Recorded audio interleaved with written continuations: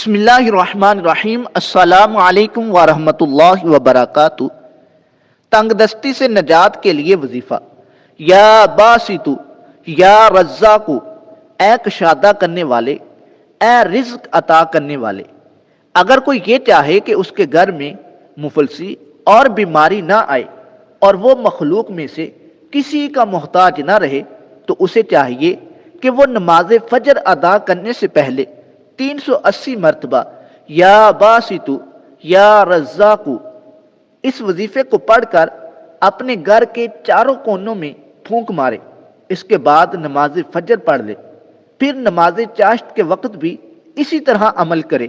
انشاءاللہ اس کے گھر میں کبھی بھی مفلسی، تنگ دستی اور بیماری داخل نہ ہوگی اور اسے وافر مقدار میں رزق حاصل ہونا شروع ہو جائے گا۔ اللہ تبارک و تعالی آپ کی تنگ دستی کو دور فرمائے، آپ کے رزق میں خیر برکت عطا فرمائے، آپ کی پریشانیوں کو ختم فرمائے۔ ویڈیو اچھی لگی ہو لائک کیجئے، چینل کو سبسکرائب کیجئے تاکہ اس طرح کی مزید معلومات آپ تک پہنچتی رہے۔